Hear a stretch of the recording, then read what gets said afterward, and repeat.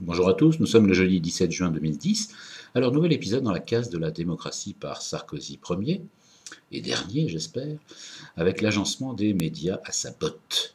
Le journal Le Monde, au bord de la faillite, qui se voit subir les désirs du prince pour d'éventuels repreneurs, qui se doivent de correspondre à l'image de soumission donnée par 90% des journaux, excepté Le Canard enchaîné, Charlie Hebdo, Bakchiche et peut-être Pif Gadget.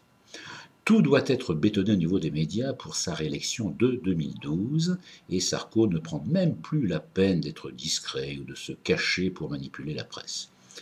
Il avait déjà fait du bon boulot avec Boutin pour acheter sa tranquillité, et le fait qu'elle ne le gêne pas avec une candidature inopportune due à sa rancune, là, c'est pas vraiment réussi, mais il y a encore beaucoup d'efforts pour que tout soit en ordre. Tout le monde a le droit de parler de lui, si c'est en bien. Et franchement, pour glorifier sa réussite, il va falloir beaucoup d'imagination. Même les plus grands lèche-culs vont épuiser leur salive. Et c'est vrai qu'à force d'être lèche-cul, on a la langue mauvaise. Et comme pourrait dire Boutin, l'argent n'a pas d'odeur. Donc, Sarko impose à tout va.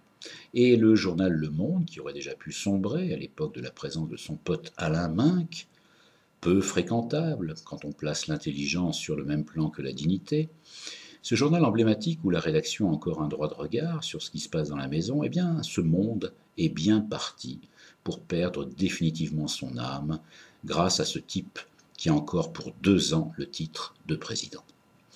Et quand un élu du peuple méprise autant le peuple, la liberté d'expression, le pluralisme et en fin de compte la démocratie, quelqu'un de sensé ne peut éprouver en retour que du mépris.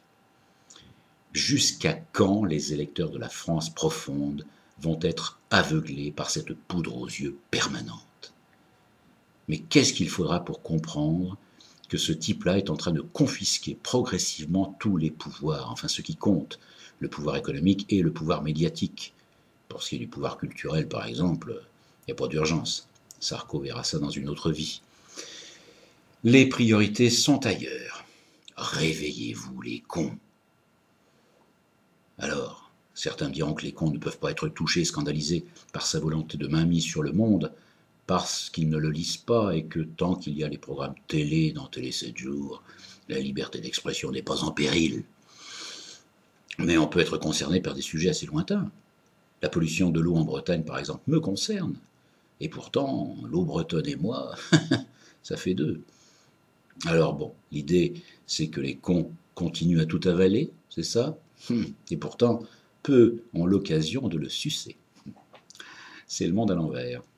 Justement, le monde n'est plus à l'endroit.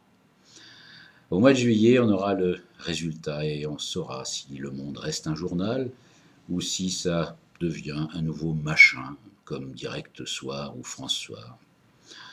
Alors pour tous les rédacteurs du Monde qui se battent contre l'innommable et l'arbitraire, je dirais, et encore, bravo. Quelques jours de pause, après avoir fait un petit peu la route des vins en Alsace, je vous retrouve la semaine prochaine. À très bientôt.